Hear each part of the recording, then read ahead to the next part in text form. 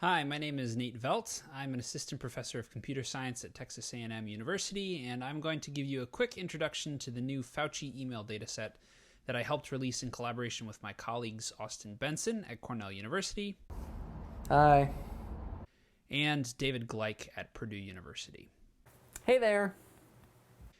More details about the dataset and our subsequent analysis are provided in our ICWSM paper and in an extended technical report on arXiv. During June and July of 2021, you may remember hearing a lot of news stories about a collection of Anthony Fauci's emails that were released to the public. All of those articles were about a 3,000 plus page PDF of emails sent to or from Anthony Fauci during early months of the COVID-19 pandemic. These were released to the public through a Freedom of Information Act in order to understand the U.S. government's response to COVID-19 during early months of the pandemic. There's a lot of interesting data in this PDF, but it's long and messy.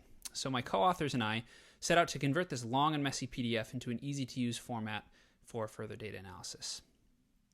The first step in the conversion process was to run a simple PDF to text command, which changed this long and messy PDF into a long and messy text file. The real work came in the next step, where we had to wade through numerous types of inconsistencies, redacted information, and optical character recognition errors to accurately store the data in an easy-to-use format. For each email, we captured the following information: who the email was sent from, who it was sent to, as well as the CC list.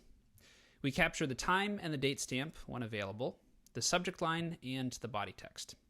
Many individuals in the dataset have explicit information about their affiliation to a government organization, such as the NIH, CDC, or FDA, so we captured this information when available. Finally, we captured information about which emails were specifically sent in reply to other emails, allowing us to separate emails into different threads. Here's just a brief look at some of the challenges we had to deal with. First of all, OCR errors often led to mistakes in people's names. And even when there were no spelling errors or OCR errors of this form, we had to deal with the fact that the same individual was often displayed using different formats.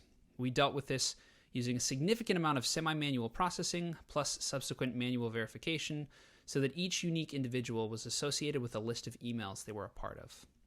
There were also some challenges in collecting timestamps, which were displayed in various different formats and also came with OCR errors. Our conversion process resulted in a simple JSON file format storing 2,761 emails in 1,289 threads involving just over 1,300 individuals and capturing the communication patterns among individuals that appeared in the publicly released PDF. We didn't stop there.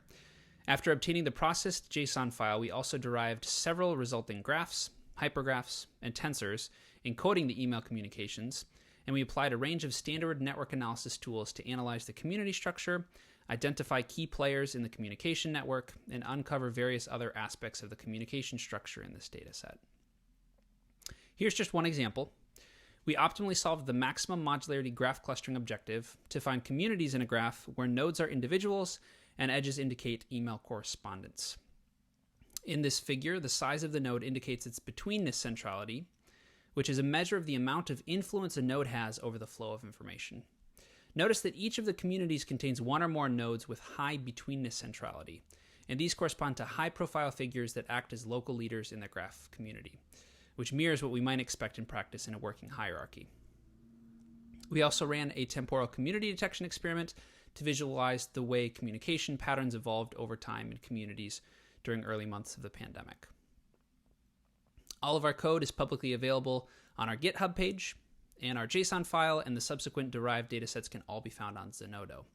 You can check out our paper for more details and experimental results, and most importantly, we hope that you find this dataset interesting and useful for your own work, and we are excited to see what other insights you can extract from it and what other analyses you can run using your own techniques.